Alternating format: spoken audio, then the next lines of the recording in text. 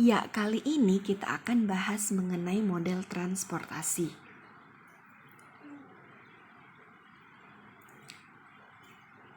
Ya, permasalahan transportasi ini berkaitan dengan pendistribusian beberapa komoditas dari beberapa pusat penyediaan yang disebut dengan sumber menuju ke beberapa pusat penerima yang disebut dengan tujuan. Nah, tujuan dari model transportasi ini sendiri dimaksudkan untuk memperkecil total biaya distribusi. Ya, model transportasi ini sendiri merupakan salah satu bentuk khusus atau variasi dari program linear yang dikembangkan khusus untuk memecahkan masalah-masalah yang berhubungan dengan transportasi atau pengangkutan. Ya, jadi dan distribusi produk atau sumber daya dari berbagai sumber ke berbagai tujuan. Nah, seperti yang saya katakan tadi, tujuan dari model ini adalah menentukan jumlah yang harus dikirimkan dari setiap sumber ke setiap tujuan sedemikian rupa sehingga nanti biaya transportasi yang kita keluarkan itu kecil. Ya, seperti itu. Nah, model transportasi ini biasa sangat dibutuhkan oleh perusahaan tentunya yang melakukan kegiatan pengiriman barang dalam usahanya atau pemilik usaha, ya. Nah, dengan adanya model transportasi ini, perusahaan atau pemilik usaha akan lebih efektif dan efisien dalam kegiatan pendistribusian produk. Ya, jadi kan kalau kita punya usaha, tentu kita ingin mendapatkan keuntungan sebesar mungkin dan pengeluaran sekecil mungkin. Ya, dan untuk meminimalisirkan pengeluaran, maka kita dapat minimalisir dari biaya produksi atau dari biaya distribusi. Ya, untuk meminimalisir biaya distribusi, maka digunakanlah metode model transportasi ini. Ya, jadi model transportasi ini kita bisa mengalokasikan produk sedemikian rupa karena terdapat perbedaan biaya-biaya alokasi, biaya-biaya pengiriman dari satu sumber ke tempat tujuan-tujuan berbeda. Ya, jadi kita bisa lihat yang mana pengiriman dengan biaya terkecil. Nah, itu yang kita gunakan seperti itu ya. Jadi supaya nanti biaya distribusinya sekecil mungkin atau seminimum mungkin, seperti itu. Ya, kita lanjut. Nah, di sini ada ciri-ciri khusus dari model transportasi. Nah, yang pertama, terdapat sejumlah sumber dan sejumlah tujuan tertentu. Ya, jadi untuk menggunakan model ini tentu harus ada sumber. Ya, jadi ada untuk mengirim barang ya tentu ada sumbernya yang menyediakan barang tersebut. Dan untuk mengirim juga tentu harus ada tujuannya, mau dikirim kemana. Jadi ada yang meminta barang itu. Seperti itu. Nah, lanjut. Yang kedua, kuantitas komoditas atau barang yang didistribusikan dari setiap sumber dan yang diminta oleh tujuan besarnya tertentu. Ya, jadi ada jumlah yang diminta dan ada jumlah persediaan dan besarnya diketahui. Nah, yang ketiga, komoditas yang dikirim atau diangkut dari satu sumber ke suatu tujuan besarnya sesuai dengan permintaan dan atau kapasitas sumber. Ya, dalam artian kalau tujuan satu meminta 500 unit barang, ya dikirim 500, jangan melebihi dari permintaan. Demikian juga kita harus lihat kapasitasnya si sumber.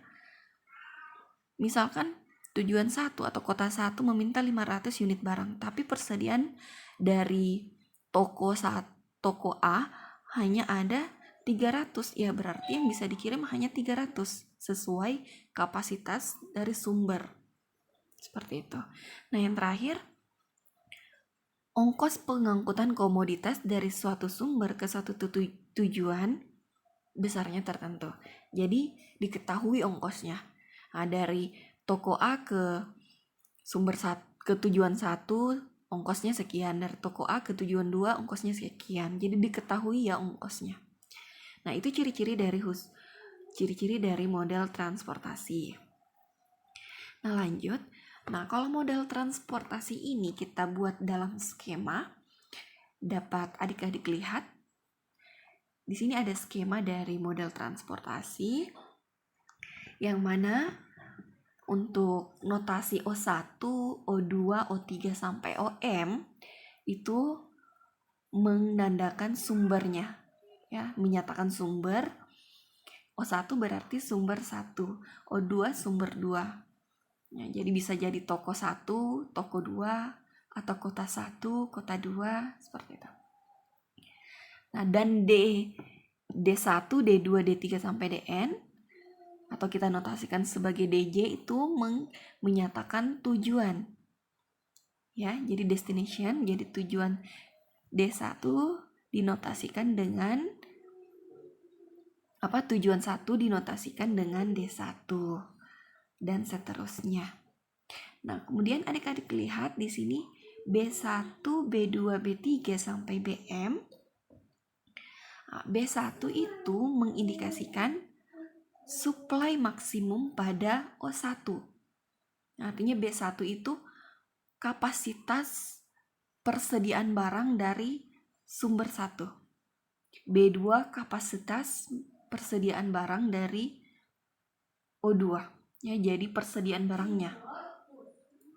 Nah, selanjutnya lihat lagi di sini yang A1. A1 itu menandakan demand minimum pada DJ atau permintaan dari tujuan 1. A2 menandakan permintaan dari tujuan 2 dan seterusnya. Ya, jadi B1 menyatakan persediaan barang si sumber, maka A1 sampai AM itu menyatakan permintaan barang dari tujuan. Nah, kemudian adik-adik lihat di sini ada tanda panah. Ya, ada tanda panah dari O1 ke D1, O1 ke D2, O1 ke D3, O1 ke DM. Ya. Ya, tanda panah dari O1 ke D1 ini menyatakan pengiriman dari sumber 1 ke tujuan 1.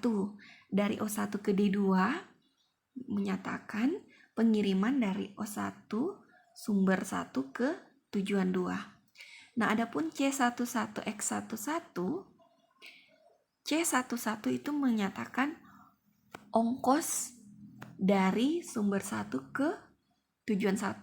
C12 menyatakan ongkos dari sumber 1 ke tujuan 2, atau dinotasikan secara umum sebagai CIJ.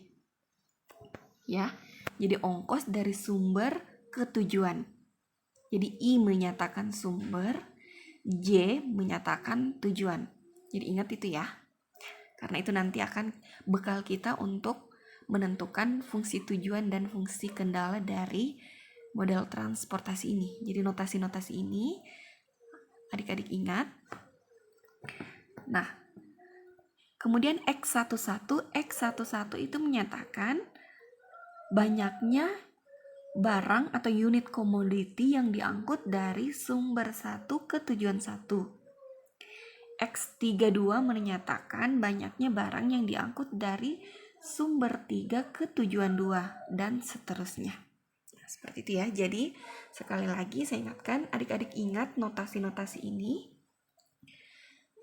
I menyatakan sumber, jadi sumber ke 1, kedua dan seterusnya. J menyatakan tujuan, jadi tujuan 1 dan seterusnya. BI menyatakan penawaran atau persediaan dari sumber. AJ menyatakan permintaan dari tujuan. Ya. Kemudian CIJ menyatakan ongkos angkut dari sumber ke tujuan. Nah, kalau C32 berarti I-nya 3, J-nya 2. Berarti dari ongkos dari sumber 3 ke tujuan 2. Dan XIJ menyatakan banyaknya barang yang diangkut dari sumber I ke tujuan J. Ya, jadi kalau X43 berarti dari sumber 4 ke tujuan 3 berapa banyak yang diangkut. Oke.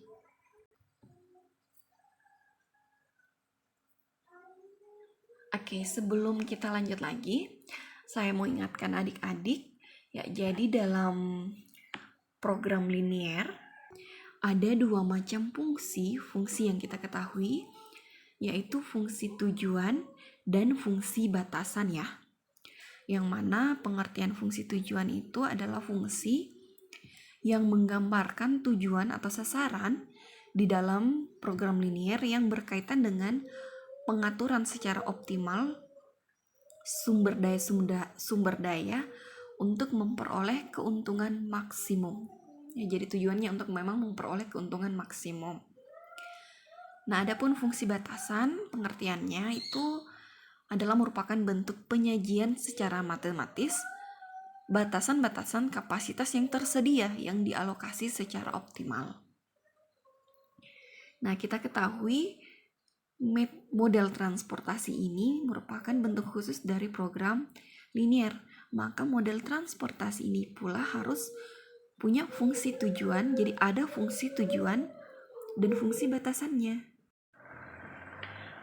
Ya, adapun fungsi tujuan dari model transportasi kita tulis sebagai set sama dengan sigma I sama dengan 1 sampai M kali sigma J sama dengan 1 sampai N CIJ XIJ. Ya, adik-adik ingat kembali notasi-notasi ini yang sudah kita bahas pada skema transportasi pada pembahasan tadi ya sebelumnya. Jadi saya ingatkan kembali, I itu menandakan sumber, jadi I sumber, kemudian J tujuan. Ya, jadi J1, J2 berarti tujuan 1, tujuan 2. Nah, kemudian BI menandakan menyatakan kapasitas sumber I. Jadi B1 menyatakan kapasitasnya sumber 1, persediaan barangnya sumber 1, B2 menyatakan persediaan barangnya sumber 2. Nah, itu BI. Jadi BI menyatakan kapasitas atau persediaan barang sumber I. Kemudian AJ menyatakan permintaan tujuan. Jadi A1 permintaan barang tujuan 1, A2 berarti permintaan tujuan 2, seperti itu ya. Jadi kemudian CIJ menyatakan ongkos dari sumber I, biaya pengiriman dari sumber I ke tujuan J. Itu CIJ. Kemudian XIJ menyatakan jumlah unit barang yang diangkut dari sumber I ke tujuan J. Oke, diingat kembali. Nah, misalkan ada dua sumber, yaitu sumber 1 dan sumber 2, dan tujuannya juga ada dua, tujuan 1 dan tujuan 2, maka fungsi tujuannya bisa kita tulis sebagai set sama dengan C11 X11 tambah C12 X12 tambah C21 X21 tambah C22 X22. Jadi fungsi tujuannya itu. Nah, perhatikan lagi di sini ada batasan. Batasannya ini kita lihat dari persediaan dan permintaan. Jadi kapasitas sumber dan jumlah permintaan tujuan. Nah, perhatikan yang pertama ada sigma J sama dengan 1 sampai N. XIJ kurang dari sama dengan BI. Untuk J, maaf ini I-nya bukan I di sini ya. Untuk J sama dengan 1, 2 sampai N. Ya, sepertinya saya ada kesalahan pengertikan. Ya, jadi J sama dengan 1, 2 sampai N. Nah, arti dari batasan ini, jadi sigma ini Jadi J sama dengan 1 sampai N, XIJ kurang dari sama dengan BI, artinya jumlah barang yang dikirim dari sumber I ke tujuan J. Nah, kalau tujuannya 4, berarti dari sumber I ke J1, ke J2, ke J3, dan ke J4 itu harus kurang dari sama dengan persediaannya sumber I.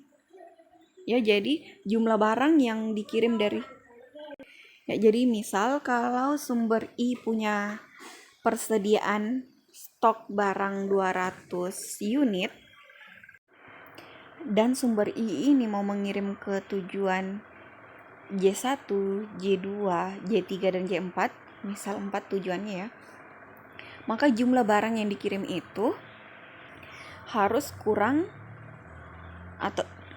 dari atau sama dengan persediaannya. Ya, jadi kalau punya persediaan 200, ya mengirimkan barang ke J1, J2, J3, J4 sebanyak 200 barang total keseluruhannya yang dikirim ke keempat tujuan itu. Ya. Atau di bawahnya 200.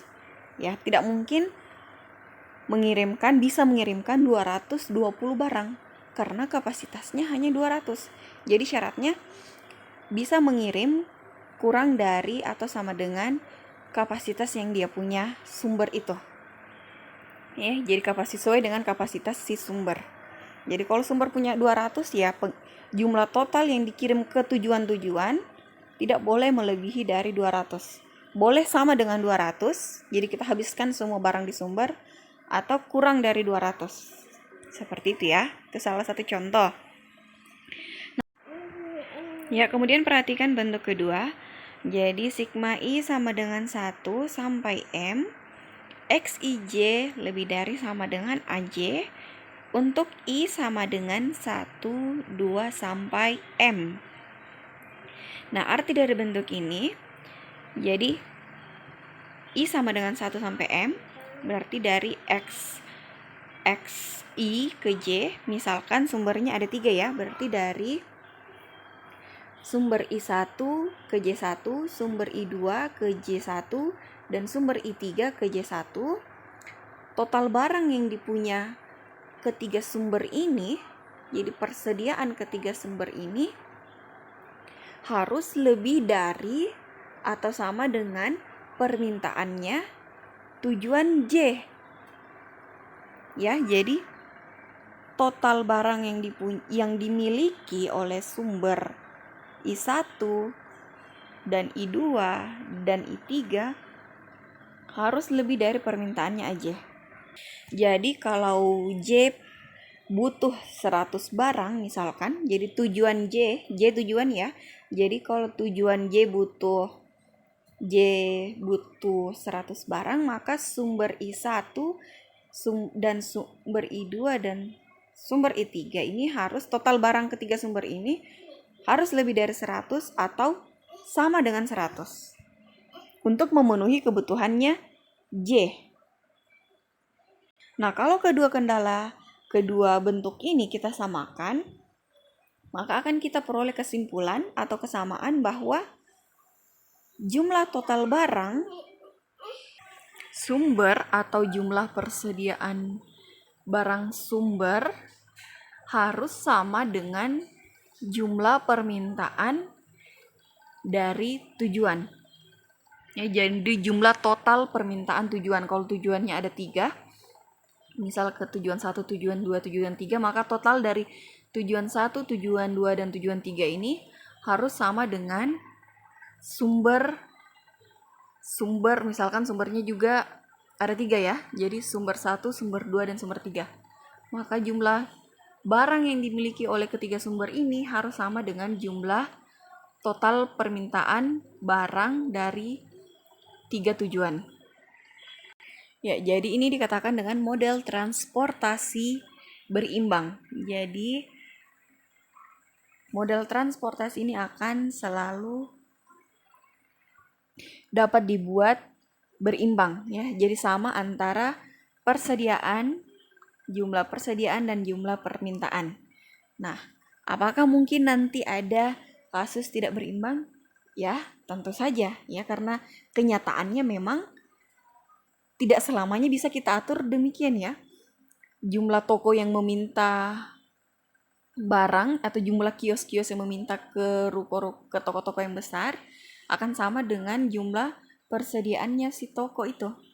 Jadi nanti akan ada kasus tidak sama antara permintaan dan penawaran. Tapi untuk menggunakan model transportasi ini selalu akan bisa kita buat untuk berimbang. Nah, nanti ada caranya jika terjadi kasus seperti itu. Nanti itu akan kita bahas di pembahasan berikutnya. Oke, nah untuk kali ini kita akan bahas untuk model transportasi dan kasus berimbang sama antara permintaan dan jumlah penawaran. Ya, kita lanjut. Kita lanjut pada algoritma transportasi atau langkah-langkah menyelesaikan suatu masalah menggunakan model transportasi. Ya, tentu masalah yang berkaitan dengan pengangkutan ya, atau transportasi. Yang pertama itu mendiagnosis masalah dimulai dengan pengenalan sumber, tujuan, parameter, dan variabel. Jadi kita tentukan, kita analisis ada berapa sumbernya, kemudian tujuannya berapa, jadi tujuannya kemana saja, parameter dan variabelnya. Jadi ini mengangkut barang apa.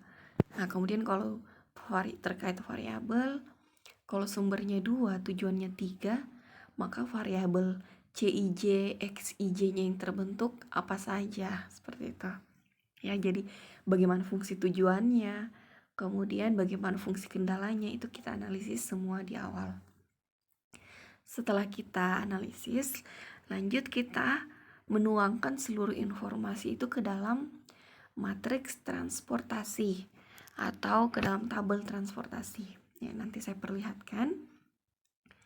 Nah, di sini ada keterangan bila kapasitas seluruh sumber lebih besar dari permintaan seluruh tujuan, maka sebuah kolom atau dummy perlu ditambahkan untuk menampung kelebihan kapasitas itu. Nah, yang kedua, bila kapasitas seluruh sumber lebih kecil dari sebuah permintaan tujuan, maka sebuah baris perlu ditambahkan untuk menyediakan kapasitas semu yang akan memenuhi kelebihan permintaan itu. Nah, kasus ini merupakan kasus pada model transportasi yang tidak berimbang. Jadi antara permintaan dan permintaan tujuan dan kapasitasnya sumber itu tidak sama. Jadi bisa jadi permintaan lebih besar, kapasitas kurang dari permintaan. Atau kapasitasnya banyak tapi permintaannya sedikit, jadi tidak berimbang. Nah, itu akan kita bahas pada pembahasan berikutnya ya. Nah, untuk kali ini kita bahas model transportasi dengan kapasitas dan permintaannya itu berimbang. Jadi kapasitas atau persediaan sumber dan permintaan barang dari tujuan itu berimbang ya. Jadi kalau kapasitasnya sumber 200, maka permintaannya juga pas 200. Nah, itu yang akan kita bahas kali ini. Nah, kita lanjut. Nah, ini dia tabel transportasinya ya.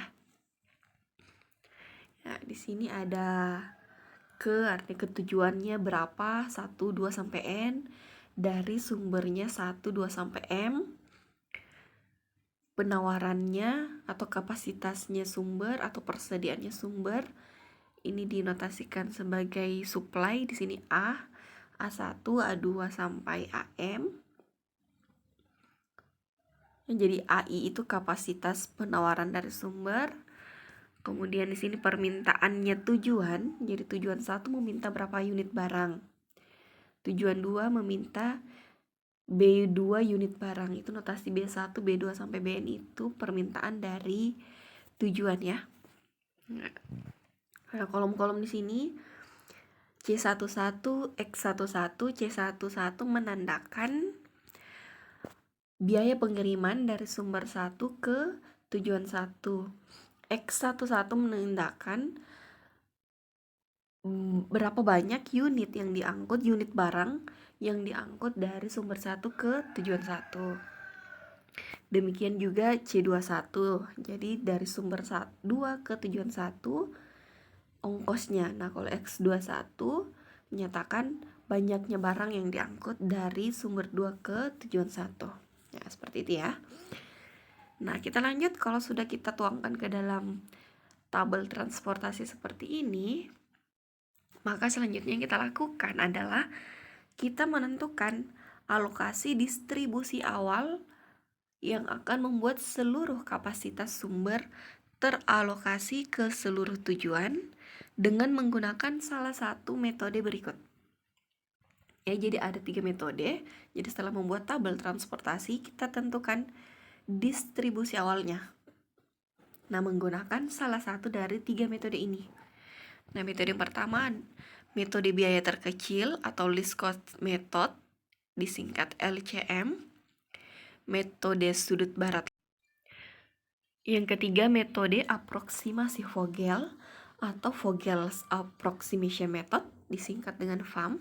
Nah, jadi kita gunakan salah satu dari ketiga model ini. Nah, nanti yang akan kita bahas model-model ini ya untuk pertemuan kali ini. Kita akan bahas mengenai LCM, bagaimana menggunakan metode NWCM dan metode aproksimasi Vogel ini atau VAM.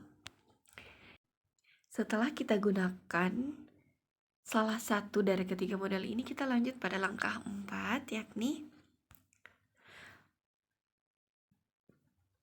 pengujian optimalitas tabel untuk mengetahui apakah biaya distribusi total telah minimum. Ya, jadi setelah kita gunakan salah satu metode tadi, kita sudah dapat alokasi barang dari sumber ke tujuan. Nah, setelah dengan biaya-biaya terkecilnya. Nah, setelah kita dapat solusi awal. Nah, kita ingin uji apakah solusi yang kita peroleh itu sudah optimum atau biaya yang didapatkan itu apakah betul-betul sudah yang biaya yang terkecil. Nah, seperti itu. Nah, untuk menguji optimalitasnya itu kita menggunakan 2 metode. Salah satu dari 2 metode ini kita bisa menggunakan stepping stone method atau modified distribution method, diistilahkan dengan MODI ya. Jadi stepping stone atau MODI ya. Nah, yang terakhir adalah revisi tabel ya. Bila dalam langkah keempat terbukti belum optimal biaya yang diperoleh, maka biaya distribusi total masih mungkin diturunkan lagi. Jadi kalau tadi sudah menggunakan salah satu dari ketiga metode ya, NWCM, LCM atau VAM, kalau diperoleh ternyata belum optimal, maka kita revisi tabelnya ya dengan mengujinya menggunakan stepping stone atau MODI, seperti itu. Ya, jadi itu tadi langkah-langkah untuk menyelesaikan masalah pengangkutan barang dari tujuan ke sumber menggunakan model transportasi. Terima kasih telah menonton video ini. Semoga video ini bermanfaat. Sampai jumpa di video-video berikutnya.